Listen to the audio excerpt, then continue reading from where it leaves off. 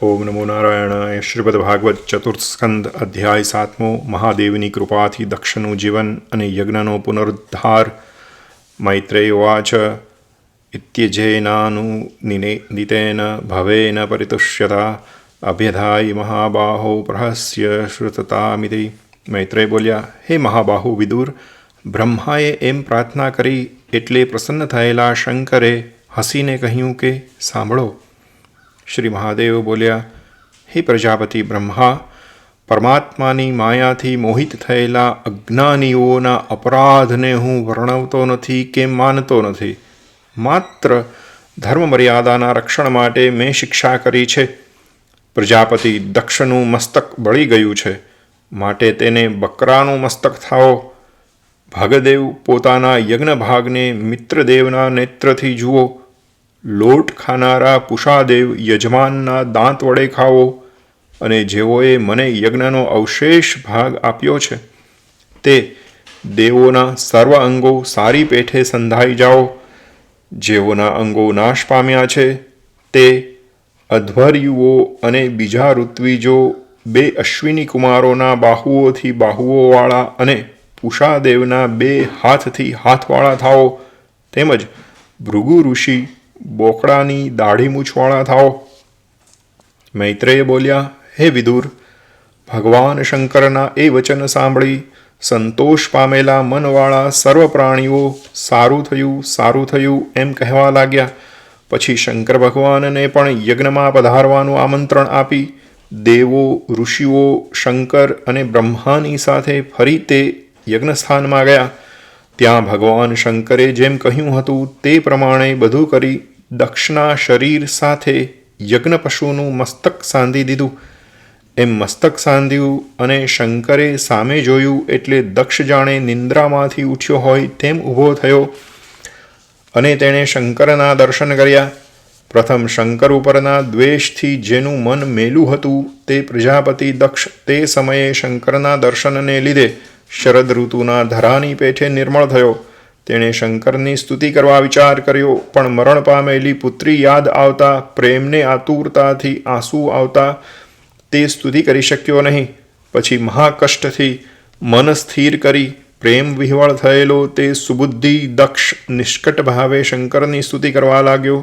દક્ષ બોલ્યા, હે ભગવાન, જો કે મેં આપનું અપમાન કર્યું છે છતાં આપે તો મારા પ્રત્યે અવજ્ઞા ન કરતા મને જે શિક્ષા કરી છે તે મારા ઉપર મોટી કૃપા જ કરી છે.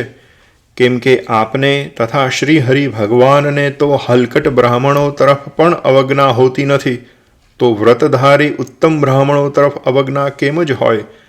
આપે બ્રહ્મારૂપ થઈ આત્મતત્વની રક્ષા કરવા મુખમાંથી વિદ્યા, તપ અને વ્રતો ધારણ કરનારા બ્રાહ્મણોને પ્રથમ સર્જ્યા છે. હે ઉત્કૃષ્ટ પ્રભુ, જે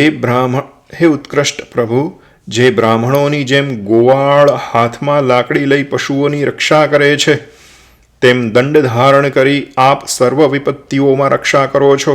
જેણે તત્વવસ્તુ જાણી નથી એવા મેં સભાની વચ્ચે આપનું અપમાન કરી દુષ્ટ વાક્યો રૂપી બાણોથી આપને પ્રહાર કર્યો, છતાં તે ભૂલી જઈ આપે તો મહાપુરુષની નિંદાથી નરકમાં પડતા મારા પર કૃપા દ્રષ્ટિ કરી મારું રક્ષણ કર્યું છે. તે આપ ભગવાન આપના પોતાના જ કર્મથી પ્રસન્ન થાઓ. મૈત્રેય બોલ્યા, એમ શંકર ભગવાનની ક્ષમા માંગી દક્ષે બ્રહ્માની આજ્ઞાથી ઉપાધ્યાયો, ઋત્વિજો અને અગ્નિઓ દ્વારા યજ્ઞકર્મ ચાલુ કર્યું. અને ઉત્તમ બ્રાહ્મણોએ મહાદેવના અનુચરોનો સ્પર્શ દોષ દૂર કરવા અને યજ્ઞની પ્રવૃત્તિ માટે 3 ઠીકરીઓ પર પકવેલો અને વિષ્ણુ જેના દેવ છે એવો પુરોડાશ અગ્નિમાં હોમ્યો. પછી હે વિદુરજી, હાથમાં હવિષ લેનાર અવર્ધ્યુ સાથે યજમાન દક્ષે શુદ્ધ બુદ્ધિથી શ્રીહરિનું ધ્યાન કર્યું કે તરત શ્રીહરિ ત્યાં પ્રકટ થયા. 10 દિશાઓને પ્રકાશમાન કરતી પોતાની કાંતિ વડે સર્વનું તેજ હરતા તે ભગવાન સામવેદને ગાતી પાંખોવાળા ગરુડ ઉપર બેસી ત્યાં પધાર્યા.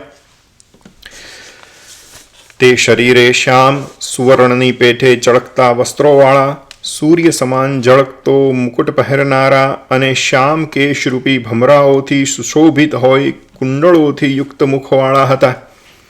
ભક્તોની રક્ષા કરવામાં વ્યગ્ર એવી તેમની સોનેરી ભુજાઓ, શંખ, કમળ, ચક્ર, બાણ, ધનુષ, ગદા, તલવાર અને ઢાલ એ હથિયારો ધારણ કરતી હતી. તેથી પુષ્પોથી ભરપૂર એવા કાંચનાર વૃક્ષ જેવા તે શોભતા હતા. તેમના વક્ષસ્થળમાં લક્ષ્મીદેવી વિરાજ્યા હતા. તેમણે વનમાળા ધારણ કરી હતી. ઉદાર મંદહાસ્ય અને જરાક દ્રષ્ટિપાતથી જગતને તે આનંદ પમાડતા હતા.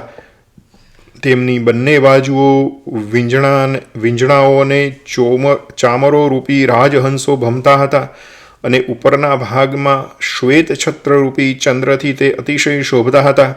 આવા વિષ્ણુ ભગવાનને ત્યાં પધારેલા જોઈ બ્રહ્મા, ઇન્દ્ર અને શંકર વગેરે સર્વ દેવગણોએ તથા બીજાઓએ એકદમ ઊભા થઈ તેમને પ્રણામ કર્યા. તેઓ એમના તેજથી નિસ્તેજ થયા. તેમની જીભ ગળગળી થઈ અને તેઓના મન એમના પ્રભાવથી ક્ષોભ પામ્યા. પછી તેઓ મસ્તક પર 2 હાથ જોડી તે ભગવાનની સ્તુતિ કરવા લાગ્યા. જોકે તેઓની વૃત્તિ ભગવાનના મહિમાને સંપૂર્ણ જાણતી ન હતી, તો પણ ભક્તો ઉપર કૃપા કરવા શરીર પ્રકટ કરનારા તે ભગવાનની તેઓ પોતાની બુદ્ધિ પ્રમાણે સ્તુતિ કરવા લાગ્યા. પ્રથમ દક્ષ ઉત્તમ પાત્રમાં સર્વ પૂજા સાહિત્ય લઈ યજ્ઞના ઈશ્વર, જગત સ્રષ્ટાઓના પરમગુરુ અને સુનંદ નંદ વગેરે પાર્ષદોથી વિચાયેલા ભગવાન વિષ્ણુને 2 હાથ જોડી સાવધાન થઈ સ્તુતિ કરતો શરણે ગયો. દક્ષ સ્તુતિ કરે છે: આપ સ્વરૂપમાં રહેલા શુદ્ધ ચૈતન્ય જ છો. આપ વિશે રાગ, દ્વેષ અને જાગ્રત અવસ્થા આદિ સમગ્ર બુદ્ધિની અવસ્થાઓ નિત્ય દૂર થઈ છે. આપ એક જ છો. તેથી સર્વ પ્રકારે નિર્ભય અને માયાનો નિષેધ કરી સ્વતંત્ર જ રહેલા છો. છતાં એ માયાથી મનુષ્યપણું પામી જાણે એ માયામાં જ રહેલા અને રાગદ્વેષાથી યુક્ત હોવ તેવા જણાવો છો. ઋત્વિજો સ્તુતિ કરે છે: હે ઉપાધિરૂપ મેલ વિનાના ભગવાન, અમે રુદ્રના અનુચર નંદિકેશ્વરના શાપથી કર્મો કરવામાં જ દુરાગ્રહ બુદ્ધિવાળા છીએ. તેથી આપનું યથાર્થ સ્વરૂપ જાણતા નથી. જેની સિદ્ધિ માટે જુદા જુદા દેવતાઓની વ્યવસ્થા અમુકમાં અમુક જ દેવ આવા નિયમો કરેલા છે, એવું માત્ર ધર્મના ઉપલક્ષણ રૂપ અને વેદો વડે પ્રતિપાદન કરાતું આપનું યજ્ઞ નામનું સ્વરૂપ જ અમે જાણ્યું છે. સભાસદો સ્તુતિ કરે છે: હે શરણ આપનારા દેવ, આ સંસારરૂપી માર્ગ વિશ્રામ સ્થાન વિનાનો છે. દુઃખો એ જ તેમાં દુર્ગમ સ્થાનો છે. કાળરૂપી ઉગ્ર સર્પથી તે વિટાયેલો છે. વિષયોરૂપી ઝાંઝવાના જળથી યુક્ત છે. સુખ દુઃખ વગેરેના જોડકા એ જ એમાં મોટા ખાડા છે. ખળ મનુષ્યોરૂપી વાઘ વગેરેનો ભય છે અને શોકરૂપી દાવાનળ તેમાં સળગે છે. આવા સંસાર માર્ગમાં વિષય વાસનાથી પીડાયેલો અજ્ઞાની જીવોનો સંઘ આત્મા તરીકેના અહંકારનું સ્થાન એટલે કે શરીર અને મમતાનું સ્થાન એટલે કે ઘર, એ બંને રૂપે બોજાને વહેતો આપના ચરણરૂપી નિવાસ સ્થાનને ક્યારે પામશે? શ્રી રુદ્રદેવની સ્તુતિ કરે છે. રુદ્રદેવ સ્તુતિ કરે છે: હે વર આપનારા પરમેશ્વર, સમગ્ર પદાર્થો આપનાર અને કામનાઓમાં અનાસક્ત નિષ્કામ મુનિઓએ પણ આદર વડે પૂજવા યોગ્ય આપના શ્રેષ્ઠ ચરણમાં હું મારા મનને સ્થાપેલું રાખું છું. છતાં અજ્ઞાની લોકો મને આચાર ભ્રષ્ટ કહે છે, પણ લોકોના એ કથનને હું ગણતો નથી, કેમ કે આપની મારા પર પરમ કૃપા છે. ભૃગુ ઋષિ સ્તુતિ કરે છે: જેમની ગહન માયાથી જેઓના આત્મજ્ઞાન હરાયા છે, એવા બ્રહ્મા વગેરે જીવો પણ અજ્ઞાનમાં ઊંઘતા હોય પોતામાં જ રહેલા પોતાના યથાર્થ તત્વને હજી સુધી જાણી શક્યા નથી. તે આપ નમેલા જીવોના બંધુ હોય મારા પર પ્રસન્ન થાઓ. બ્રહ્મા સ્તુતિ કરે છે: આ જીવ પદાર્થોના ભેદને સ્વીકારતી ઇન્દ્રિયોથી જ્યાં સુધી આપના આ પ્રત્યક્ષ ભક્તોદ્ધારક સ્વરૂપને જોતો નથી ત્યાં સુધી જ આ સંસારમાં ભટકે છે. પણ આ સ્વરૂપનું દર્શન થતાં કૃતાર્થ જ થાય છે, કેમ કે આપ જ્ઞાનેન્દ્રિયોના, કર્મેન્દ્રિયોના, આકાશાદિ 5 મહાભૂતોના, શબ્દાદિ 5 વિષયોના, સત્વાદિ ગુણોના તેમજ તેના કાર્યરૂપ સર્વ પ્રપંચના આશ્રય છો. તેથી માયારૂપ આ જડ પ્રપંચથી જુદા છો. ઇન્દ્ર સ્તુતિ કરે છે: હે અચ્યુત, દેવોના શત્રુઓનો નાશ કરનારું અને ઉગામેલા આયુધોવાળું 8 ભુજાઓવાળું અને જગતનું રક્ષણ કરનારું આપનું આ શરીર પણ અમારા મનને તથા દ્રષ્ટિઓને આનંદ કરનારું છે. બ્રાહ્મણ પત્નીઓ સ્તુતિ કરે છે, બોલે, હે યજ્ઞાત્મન, આપનું પૂજન કરવા દક્ષે આ યજ્ઞ કર્યો હતો, પણ દક્ષ પરના કોપથી શંકરે તેનો નાશ કર્યો છે. તો સ્મશાન તુલ્ય જણાતા અને શાંત થયેલા ઉત્સવવાળા આ યજ્ઞને આપ કમળના સરખી કાંતિવાળી આપની દૃષ્ટિથી પવિત્ર કરો. હવે ઋષિઓ સ્તુતિ કરે છે, હે ભગવાન, આપનું ચરિત્ર ખરેખર ન ઘટે તેવું અત્યંત આશ્ચર્યકારક છે. કેમ કે આપ પોતે આમ કરો છો છતાં તે કર્મોથી લેપાતા નથી. વળી જે ઈશ્વરી એટલે કે લક્ષ્મી દેવીને બીજાઓ સંપત્તિ માટે જ્યારે ઉપાસે છે ત્યારે આપ પોતાની મેળે આપને અનુસરતી તેને આદર આપતા નથી. સિદ્ધો સ્તુતિ કરે છે, સંસારના ક્લેશોરૂપી દાવાનળથી બળેલો આ અમારો મનરૂપી હાથી તૃષાથી આતુર થઈ આપની કથારૂપ શુદ્ધ અમૃતની નદીમાં પ્રવેશી સંસારરૂપી દાવાનળનું સ્મરણ પણ કરતો નથી. સાંસારિક તાપોને છેક જ ભૂલી ગયો છે અને જાણે બ્રહ્મ સાથે એકતા પામ્યો હોય તેમ તેમાંથી બહાર જ નીકળતો નથી. દક્ષપત્ની સ્તુતિ કરે છે, હે લક્ષ્મીના રહેઠાણ પરમેશ્વર, આપ ભલે પધાર્યા, પ્રસન્ન થાઓ. આપને હું નમસ્કાર કરું છું. આપ લક્ષ્મી દેવી સાથે અહીં અમારી રક્ષા કરો. હે અધીશ્વર, જેમ પુરુષ મસ્તક વિના માત્ર ધડ રૂપે શોભતો નથી, તેમ આ યજ્ઞ પણ સર્વાંગોથી યુક્ત હોવા છતાં આપ વિના શોભતો નથી. લોકપાલો સ્તુતિ કરે છે, હે વ્યાપક દેવ, જે આપ સર્વના અંતઃકરણમાં બિરાજો છો, અંદર બહાર બધું જોનારા છો, અને જે આપને લીધે જ દ્રશ્ય દેહાદિ પદાર્થ દેખાય છે, તે આપને મિથ્યા પ્રકાશરૂપ અમારી ઇન્દ્રિયોએ શું જોયા છે? નથી જ જોયા. કેમ કે આપ પંચમહાભૂતોના કાર્ય આ શરીરથી જુદા છઠ્ઠા આત્મારૂપ છો, છતાં જાણે 5 ભૂતોથી યુક્ત હો તેવા જણાવો છો, તો આપની માયા જ છે. યોગેશ્વરો હવે સ્તુતિ કરે છે, હે પ્રભો, જે મનુષ્ય વિશ્વાત્મા પરબ્રહ્મ આપ વિશે પોતાના આત્માની જુદાઈ જોતો નથી, તેના કરતાં બીજો કોઈ પણ આપને અત્યંત પ્રિય નથી. તો પણ હે ભક્તજનને પ્રિય ભગવાન, અનન્ય વૃત્તિવાળી આપની ભક્તિથી આપનું ભજન કરતા અમારા પર આપ કૃપા કરો.